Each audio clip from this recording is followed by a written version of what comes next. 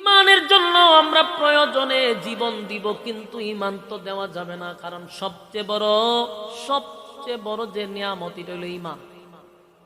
সবচেয়ে বড় নিয়ামত কি? ইমান। ইমান যদি আপনার না থাকে, কুত্তার দাম আছে রে, আমাদের দাম নেই। ইমান লইয়া যদি কবরে না যাইতে পারো, উপায় নাই। মাঝে মধ্যে আমাদের উপরে পরীক্ষা আসবে, কিন্তু আপনার এই কথা মাথায় রাখতে হবে, আমার পরীক্ষা আসলে আমি ওই মানুষদের মতো পরীক্ষায় পাস করব, কিন্তু ইমান দিব না। আমাদের দেশের অনেক যুবকরা আছে, তারা ইমানের পরীক্ষা দিছে, যেমন ইমানের পরীক্ষায় পাস করে গেছে আমাদের এই প্রজন্মের একজন যুবক, যার নাম উসমান হাদি। এটা একটা ইমানের পরীক্ষা দিছে, কারণ আধিপত্যবাদের কাছে মাথা নত করে নাই। সে মাথা নত করে নাই, ইসলামের পক্ষে কথা বলছে।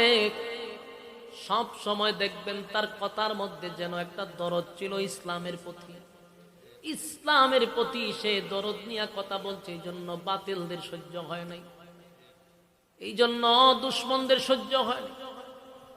উসমান হাদি কেন তারা কেন হত্যা করলো? তার কারণ হলো সে ইসলামের পক্ষে কথা বলে, আধিপত্যবাদের বিরুদ্ধে কথা বলে।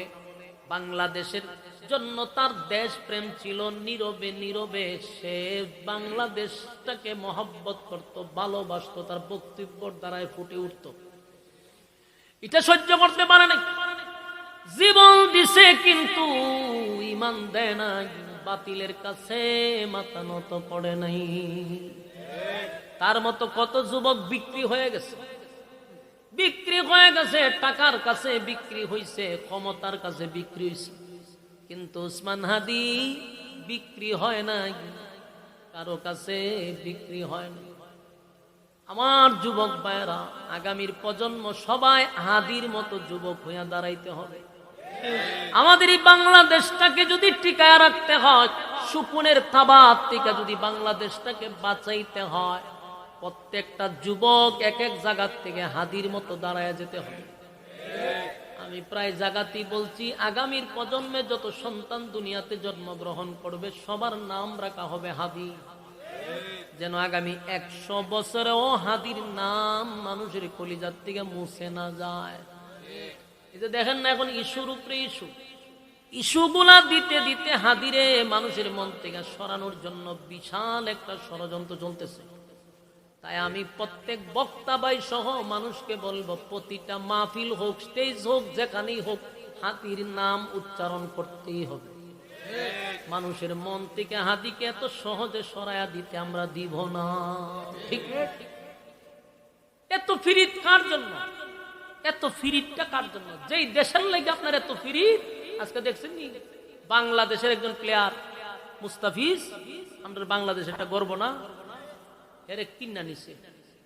ওই কি আইপিএল না বিপিএল? আইপিএল নি, আইপিএল ভাই, তা খেলা মেলা আমি দেখিও না, সময় নাই আমার কাছে, আমি মুখ সেভ করার সময় পাই না। এই 2 মাসে একবার যাইতে না, আমি সেলু না এটা দেখুন। ওই যে ফেসবুকে ঢুকলে পরে নিউজ আসে, একটার পর একটা নিউজ আসতেছে আজকা, যে আমরা বাংলাদেশের একজন প্লেয়ার রে নিছিল এরা কিনা 12 কোটি টাকা বাংলার।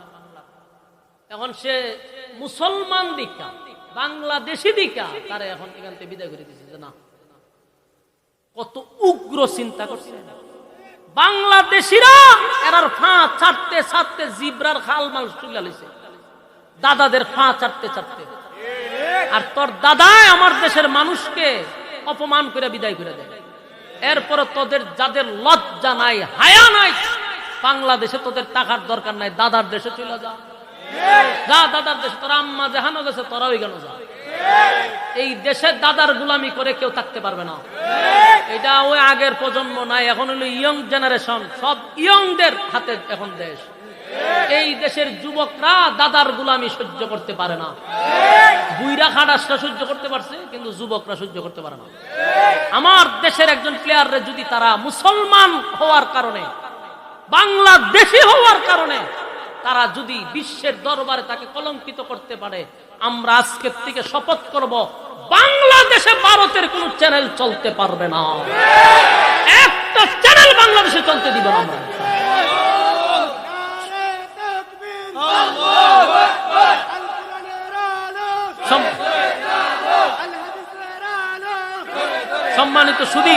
সম্মানিত সুধী, এটা আওয়াজ তুলতে হবে। প্রত্যেকে ফেসবুক চালান না, ফেসবুক শরীফ ছাড়া তো কেউ নাই। এই প্রত্যেকটা ফেসবুক ওয়ালারা আপনারা প্রতিবাদ করবেন যে বাংলাদেশ থেকে ভারতের সমস্ত চ্যানেল বন্ধ হতে হবে। আমরা এখান থেকে প্রতিবাদ করছি। এই কথাগুলি সোশ্যাল মিডিয়ার মাধ্যমে উপদেষ্টার কান পর্যন্ত যদি পৌঁছে, আমি তাদেরকে উদ্দেশ্য করে বলবো, এই মুহূর্তেই আপনাদের এই সুযোগটা কাজে লাগানো দরকার ছিল। খাটা দিয়া খাটা খোলা। আমার দেশের একজন প্লেয়াররে যদি মুসলমান হওয়ার কারণে তোমরা অপমান করতে পারো, আমরা প্রায় 18 কোটি মুসলমান তোদের সমস্ত চ্যানেলকে বয়কট করলাম, তোদের পণ্য বয়কট করলাম, তোদের সবকিছু আমরা বয়কট করলাম। গেলাম না তোদের দেশে, গেলাম না তোদের দেশে, আমরা ভিসাও করলাম না তোদের দেশের জন্য। দরকার কি? আমরা দেশে কম আসেনি? তোরার দেশে তো বাথরুম করার জায়গা নাই। আমি গেছি, আমি কয়েকবার গেছি ভারতে, ওই প্রোগ্রামের কারণে গেছি। বহুত ভালো আছেন বাংলাদেশ। আমরা বাংলাদেশের মানুষের যে মন আর যে পরিবেশ, এর 4 ভাগের 1 ভাগও দাদার দেশে নাই। এরা ওখানে বাথরুম করে রাস্তাঘাটে, এরা যত বড় বড় ফাওয়ার শুনেন। আমি তো নিজে দীক্ষা, বাস্তবে দীক্ষা করতেছি। আমি 6 দিন 7 দিন থেকে যে আমার ভূমি আইছে, এদের খানা দিতেছে। বহুত ভালো আছেন, শুকরিয়া আদায় করেন। বাংলাদেশ বহু উপর আছে এদের কাছ থেকে। শুধু বাংলাদেশের নাই, অস্ত্র নাই। ওই একটা লোক কইছিল, ঘাস খায়া তোমরা অস্ত্র তৈরি করো।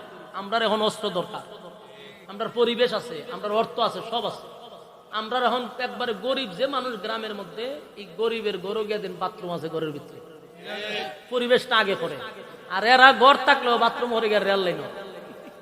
কি পরিমাণ নিকৃষ্ট জাতি এটা! তোর আমরা গনার টাইম আছে, কিন্তু আমরা দেশের বড় বড় নেতা ডিয়ার ফাউ না ছাড়লে ক্ষমতা বসতে পারে না। তবে আমি আপনাদেরকেও বলছি, এই দেশে যতদিন আপনারা দাদাদের গোলামি করবেন, এ দেশের যুবকরা আপনাদেরকে বয়কট করবে। আপনারা সময় মতো লাল কার্ড দেখাই দিবে। এই জন্য এই আধিপত্যবাদদের গোলামি বাদ দিতে হবে। ঠিক না বে ঠিক? মুস্তাফিজ আমাদের দেশের সম্পদ, তারে যেহেতু প্রকাশ্য অপমান করা হয়েছে, আমরা এখনই সিদ্ধান্ত নিব ভারতের সব পণ্য বয়কট। সব ভারতীয় চ্যানেলগুলা দিয়ে আমাদের মা বোনদেরকে নষ্ট করে দিছে। এই ভারতের চ্যানেলের কারণে ঘরে ঘরে মা বোনরা আজকে নষ্ট হয়েছে, নামাজ ছাড়ছে, কোরআন পড়া ছাড়ছে এই চ্যানেলের কারণে। এই সিরিয়াল দেখতে দেখতে শাশুড়ি বউর মধ্যে ঝগড়া, মা ছেলের মধ্যে ঝগড়া। এই সমস্ত এই চ্যানেলগুলি বন্ধ করা দরকার। এদের চ্যানেল থেকে শিকার কিছু নাই। এরা যেমন দাঙ্গাবাজ, এরা যেমন ফেতনাবাজ, প্রতিটা চ্যানেলে এরকম কিছু মানে একেবারে নিকৃষ্টতম কিছু চ্যানেলগুলো আছে, যেগুলা দিয়ে আমাদের নামাজি মা বোনদেরকে নষ্ট করছে। আগের মা বোনরা বইবে কোরআন শরীফ পড়তে, তখন বইতে সিরিয়ালের টাইম কোন সময়। ঠিক না বেটি? ভারত আমাদেরকে ধ্বংস করে দিচ্ছে। ভারতের প্রেম আমাদের দরকার নাই, ঠিক কিনা? ঈমান রক্ষার জন্য যদি আমাদেরকে ডাক দেয়, আমরা তৈরি থাকবো ইনশাআল্লাহ। রাসূলের সেই ভবিষ্যৎবাণী মনে হয় আবার বাস্তবায়ন হয়ে যাবে। ভারত ভেঙে টুকরা টুকরা হবে, রাসূলের ভবিষ্যৎবাণী। গাজওয়ায়ে হিন্দে সেদিন মুসলমানরা বিজয় হবে, এটা রাসূলের ভবিষ্যৎবাণী। এই ডাক যদি আসে, আপনারা যে জায়গা থেকে হন সেখানে উপস্থিত হবেন। রাসূল বলছেন, সেই যুদ্ধে যারা অংশগ্রহণ করবে, তারা বদরের সাহাবীদের যুদ্ধে অংশগ্রহণ করার সওয়াব পাবে। সম্মানিত শুধু আমরা সেই দিনের অপেক্ষায় আছি, ঠিক না বেটি? পৃথিবীর কোন দেশের সাথে এদের সম্পর্ক ভালো নাই, কোন দেশের সাথে না। যাই কিছু আছিল আম্মাজানের সাথে সম্পর্ক, বাংলাদেশের সাথে, এখন বাংলাদেশের সাথে সম্পর্ক ভালো না। এটা পৃথিবীর একমাত্র নিকৃষ্ট দেশ, যে পৃথিবীর কোন দেশের সাথে এদের সম্পর্ক ভালো না। কথা বুঝতেছেন? এদের ফাও আমরা কেন ছাড়বো? কেন আমরা এদের পা ছাড়বো? এই প্রজন্মদেরকে আমরা জাগায়া দিতেছি, প্রত্যেকটা যুবকদেরকে, ঘুমন্ত যুবকদেরকে আমরা জাগায়া দিতেছি, কোনদিন ভারতের আধিপত্য যেন বাংলাদেশে বাস্তবায়ন না হয়। রক্তে ভারত বিরোধী অবস্থান তৈরি করতে হবে। রাজি আছেন ইনশাআল্লাহ? প্রত্যেকটা আলেমদের দায়িত্ব প্রত্যেকটা যুবকদেরকে সবক দেওয়া, নতুন প্রজন্ম যেন ভারত বিরোধী হয়ে উঠে, ভারতের পক্ষে যেন কথা না বলে। রাজি আছেন ইনশাআল্লাহ? আমার যুবক ভাইরা, ইমানের পরীক্ষা দিতে হবে, ইমানের পরীক্ষা দিতে হবে। কারণ প্রত্যেকটা মানুষ ইমানের পরীক্ষা ছাড়া জান্নাত পাবে না। আল্লাহ বলেন, আমিনু কামা আমানান নাস, ঈমান আনো ওই মানুষদের মতো যারা ঈমানের পরীক্ষা দিছে, যারা ঈমানের পরীক্ষায় ফার্স্ট ডিভিশনে পাস করছে, তোমরা তাদের মতো ঈমান আনো। যেমন সাহাবায়ে কেরাম ইমানের জন্য জীবন দিছে রে, কিন্তু ইমান বিক্রি করে নাই। ইমানের জন্য জীবন দিছে, ইমান বিক্রি করে না, ইমান বিক্রি করে নাই। নবীর একজন সাহাবী খুবাইব রাদিয়াল্লাহু তাআলা আনহু নবীর কাছে মক্কা থেকে প্রায় 10-12 জন মদিনায় গেল। মদিনায় তখন নবী হলেন দেশের প্রেসিডেন্ট, নবী তখন দেশ পরিচালনা করে। মক্কা থেকে কিছু লোক গিয়া কয়, হুজুর আমরা মুসলমান, আমরা কালেমা পড়ছি, কিন্তু আমাদেরকে তালিম দেওয়ার লোক নাই, আমাদেরকে ইসলাম শিক্ষা দেওয়ার মতো লোক নাই। আপনি যদি অনুমতি দেন আমাদেরকে কিছু শিক্ষক দেন, যেন আমরা দিন শিখতে পারি, দিন বুঝতে পারি। মনোযোগ দিয়ে শুনলেন, কি সুন্দর তাদের লেবাস। মুসলমান পরিচয় দিয়া নবীর কাছে আইসা সাহাবীদেরকে নিয়ে গেছে মক্কায়। এর মধ্যে একজন সাহাবীর নাম হলো খুবাইব রাদিয়াল্লাহু তাআলা আনহু। মক্কার দিকে রওনা দিছে।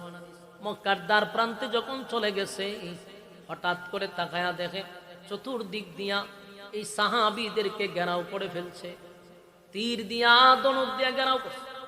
খুবাইব রাদিয়াল্লাহু তাআলা আনহু সহ্য হয়ে গেল, তোমরা কারা রে? মুসলমানের পরিচয় দিয়া নবীর কাছ থেকে আমাদেরকে নিয়ে আসছো, দিন শিকার কথা বইলা, ইসলাম শিকার কথা বইলা আমাদেরকে নিয়ে আসলা, আর রাস্তা তাই না তোমরা আমাদেরকে বন্দী করলা। 11 জন সাহাবী আসছিল, প্রায় 10 জনকে তারা জাগাত হত্যা করছে। নাউজুবিল্লাহ। চিন্তা করেন কত বড় মুনাফিক।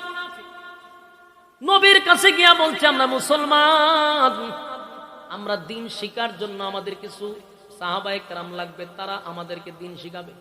নবী দিলমাকা দরদ নিয়ে তাদের সঙ্গে কিছু লোক পাঠায়া দিল। এর মধ্যে খুবাইব রাদিয়াল্লাহু তাআলা আনহু একজন। কিন্তু রাস্তার মধ্যে আইনা 10 জন সাহাবীদেরকে হত্যা করলো। খুবাইব রাদিয়াল্লাহু তাআলা আনহুকে হত্যা না কইরা বন্দী করছে। বন্দী করে একটা ঘরের মধ্যে ওনাকে আটকায়া রাখছে, খানা দেয় না, পানিও দেয় না, একটা ঘরের ভিতরে বন্দী করে রাখছে। খুবাইব রাদিয়াল্লাহু তাআলা আনহু জিজ্ঞাসা করলো, কেন তোমরা আমারে আমার সাথী ভাইগুলারে হত্যা করলা? কেন এমন প্রতারণা করলা?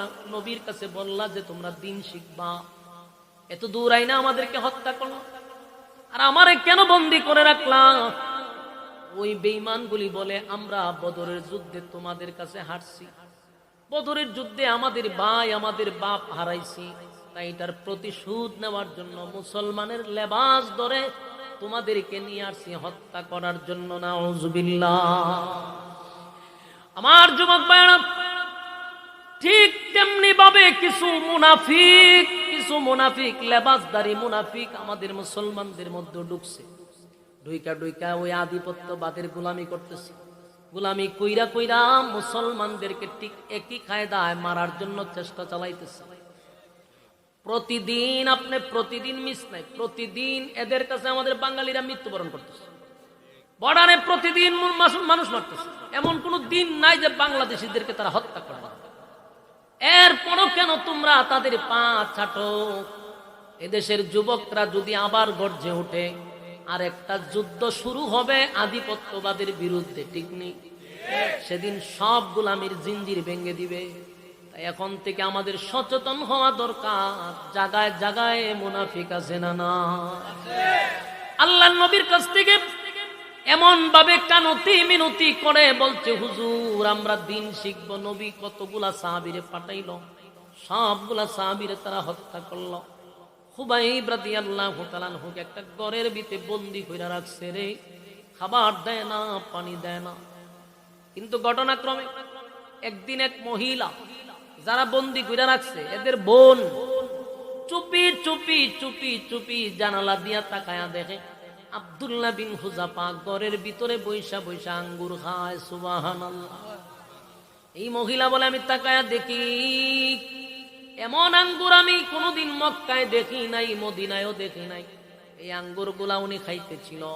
আজকে এতদিন ধরে ওনারে খাবার দেয় না, পানি দেয় না, কিন্তু উনি সুস্থ, কথা বলতে পারে। এটা দেখার জন্য আমি তাকায়া দেখি রে, কে যেন ওনারে আঙ্গুর দিয়ে যায়। এই আঙ্গুর গুলা তো দুনিয়ার কোন আঙ্গুর হতে পারে না। আমার যুবক ভাই খুবাইব রাদিয়াল্লাহু তাআলা আনহুকে কিছুদিন বন্দী করা রাখার পরে জালেমরা বন্দিশালা থেকে উনারে উঠাইয়া বললেন, তোমাকে আজকে আমরা মৃত্যুদণ্ড দিব। খুবাইব রাদিয়াল্লাহু তাআলা আনহু বললেন, কেন আমারে তোমরা হত্যা করবা? কোন কারণে আমাদেরকে তোমরা মারছো বলো? ভাই আমরা প্রতিশোধ নেওয়ার জন্য তোমাদেরকে আনছি। খুবাইব রাদিয়াল্লাহু তাআলা আনহু কাঠের সঙ্গে বেঁধে দিলেন। বাধার আগে, মৃত্যুর আগে বলল, তোমার কোনো চাহিদা আসেনি, তোমার কোনো চাওয়া পাওয়া আসেনি, বলো এখন তোমার মৃত্যুদণ্ড দিব। খুবাইব রাদিয়াল্লাহু তাআলা আনহু বললেন, আমার কোনো চাওয়া নাই, পাওয়া নাই, মৃত্যুর আগে 2 রাকাত নামাজ পড়ার সুযোগ কি তোমরা আমারে দিবা? বেঈমানরা উনারে 2 রাকাত নামাজ পড়ার সুযোগ দিল রে। উনি নামাজে দাঁড়াইলেন, জীবনের শেষ নামাজ, জীবনের শেষ নামাজ। আপনি যদি জানেন এখনই আপনি মারা যাবেন, মৃত্যু একেবারে আপনার সামনে, এর আগে যদি আপনারে বলা হয় আপনি 2 রাকাত নামাজ পড়েন, তাহলে এটা কিভাবে পড়বেন? আপনি কত গুরুত্ব দিয়া পড়বেন যে জীবনের শেষ 2 রাকাত নামাজ। খুবাইব রাদিয়াল্লাহু তাআলা নামাজটা তাড়াহুড়া করে পড়লেন। বেঈমানরা জিজ্ঞাসা করলো, তোমার তো জীবনের শেষ নামাজ, এত তাড়াহুড়া করে কেন পড়লা? একটু সময় লাগায়া পড়লেও তো কিছু সময় দুনিয়ায় বেঁচে থাকতা। খুবাইব রাদিয়াল্লাহু তাআলা বলেন, এ বেঈমানরা শুন, নামাজে এত মজা পাইছিলাম, এত ভালো লাগছিল, কিন্তু নামাজটা তাড়াহুড়া করার কারণ হইল, আমি যদি নামাজ দেরি করে পড়ি তোমাদের ধারণা আসতে পারে যে মরণের ভয়ে আমি নামাজটা ধীরে ধীরে পড়তেছি। আমার মরণের ভয়ে নামাজ আমি আস্তে আস্তে পড়তেছিলাম, এটা তোমাদের ধারণা হতে পারে। আমি নবীর সাহাবীর প্রতি তোমাদের এমন ধারণা যেন না হয়, তাই মরণের ভয়ে তাড়াতাড়ি নামাজ পড়ি। মরণের ভয়ে নামাজ ধীরে ধীরে পড়ি নাই, তাড়াতাড়ি পড়ছি, যেন তোমাদের মধ্যে ধারণা না আসে। খুবাইব রাদিয়াল্লাহু তাআলা হুকে এত শাস্তি দিয়া মারছে রে, শরীরের মধ্যে চতুর্দিক দিয়া তারা এইভাবে লোহা ঢোকায়া দিছে, প্যারাক মারছে, শরীরে জায়গায় জায়গায় প্যারাক মারছে। এমনি মৃত্যু একটা স্বাভাবিক, কিন্তু সারা শরীরে যদি লোহা ঢুকায়া দেয় কত যন্ত্রণা।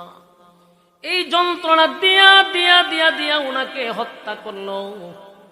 খবর চলে গেছে মদিনায়, খবর চলে গেছে আপনার 10 জন সাহাবীকে তারা হত্যা করছে, খুবাইবরে মারছে।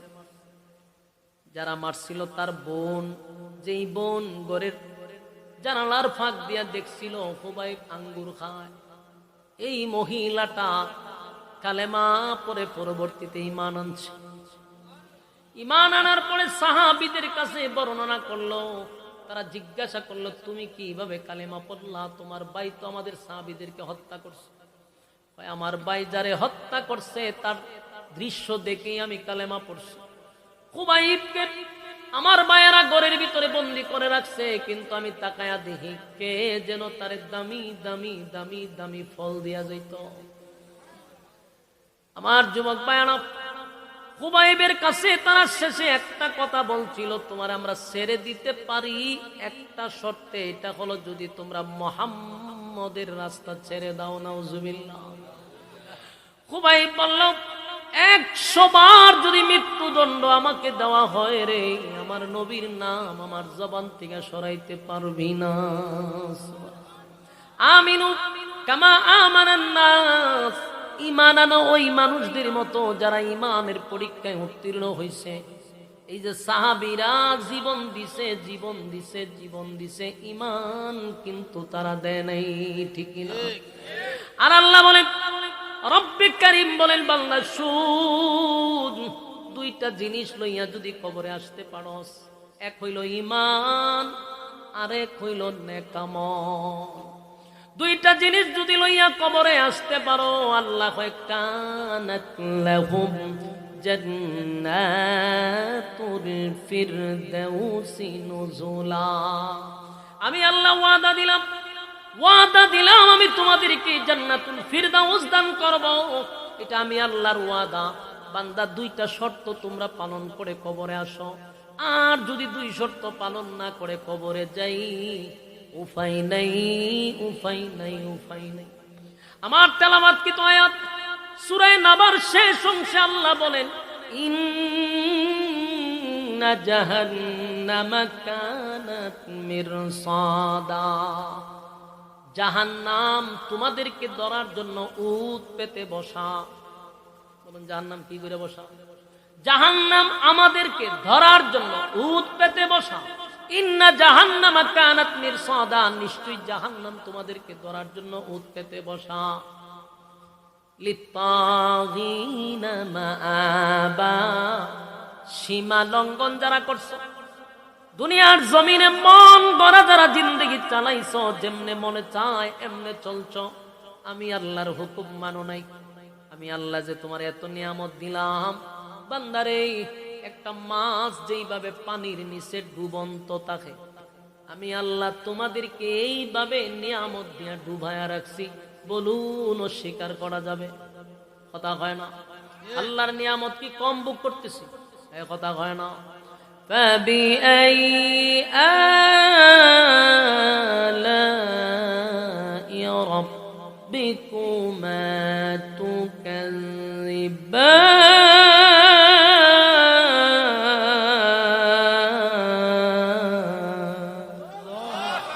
আল্লাহ কয় কোন কোন নিয়ামতের অস্বীকার করবি বান্দা বল?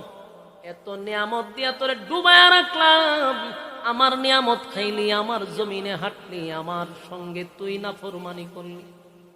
জাহান্নাম বলে আল্লাহ আমাদের কাছে ছেড়ে দাও। জাহান্নাম সেদিন তর্জন গর্জন করবে, আল্লাহ নাফরমানদেরকে আমার পেটে দিয়া দাও। ইন্না জাহান্নামা কানাত মিরসাদা, জাহান্নাম উত পেতে বসা থাকবে আমাদেরকে ধরার জন্য।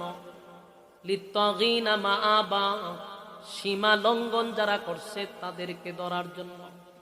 সীমা লঙ্ঘন করা যাবে না, মনে যেমনে চায় এমনে চলা যাবে না। কারণ এই দুনিয়া ক্ষণস্থায়ী, চিরস্থায়ী আরেকটা আছে না নাই? দুনিয়ার বিচার করে এখন লম্পটার বদমাশগুলি, বেইনসাফে ভরা গোটা পৃথিবীর বিচার ব্যবস্থা।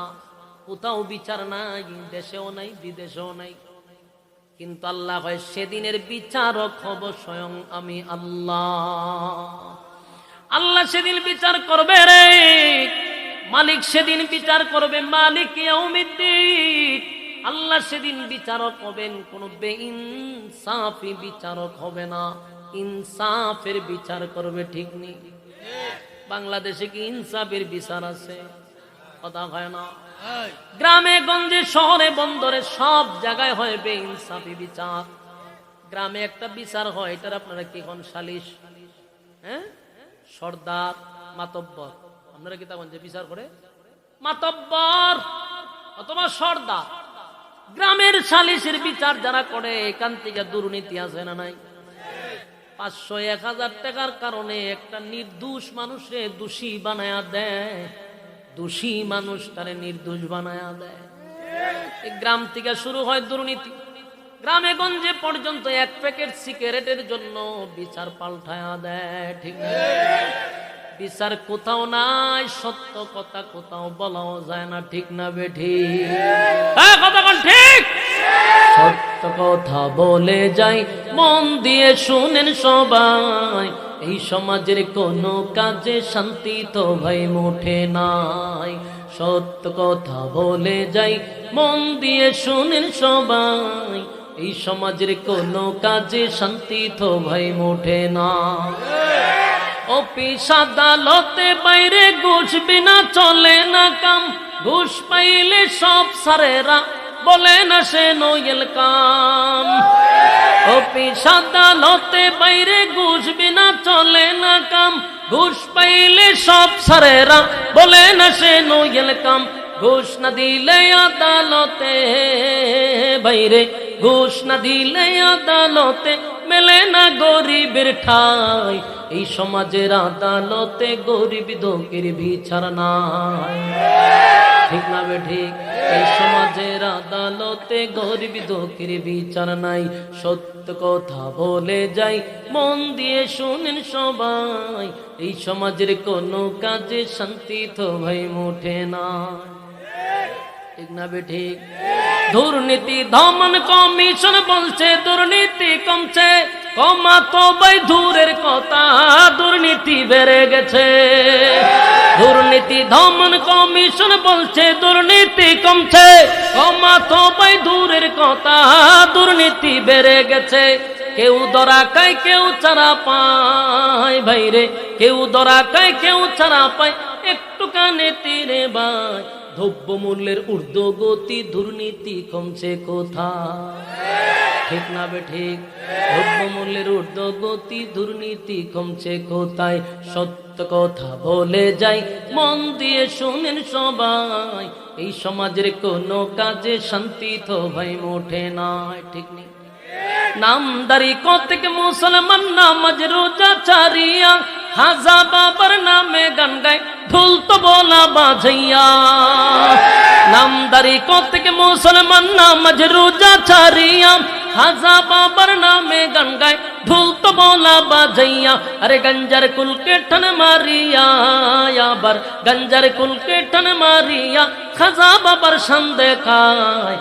কেউ ভাই আবার নবী দাবি করে ইমানটা হারায়, কেউ ভাই আবার নবী দাবি করে ইমানটা হারায়। সত্য কথা বলে যাই মন দিয়ে শুনেন সবাই, এই সমাজের কোনো কাজে শান্তি তো ভাই মোটে নাই, ঠিক নেই? আমার যুবক ভাইরা, বাংলাদেশের কোন জায়গায় কিন্তু আমরা সঠিক বিচার পাই না, সব জায়গায় দুর্নীতি আছে না নাই? টাকা ছাড়া কোনো বিচার হয় না। যেই মানুষটা গরিব এই সমাজে তার কোনো বিচারই নাই, টাকা আছে তো বিচার আছে, টাকা নাই তো জুলুমের শিকার হয়, নির্দোষ মানুষ অপরাধী হয়। অপরাধীগুলা পুলিশের নাকের ডগা দিয়া তারা হেঁটে বেড়ায়, অপরাধ করার পরও জামিন দেওয়া হয়। নির্দোষ আলেমরা হাজার এখন পর্যন্ত প্রায় বছরের পর বছর এখনো জেলখানায় বন্দী।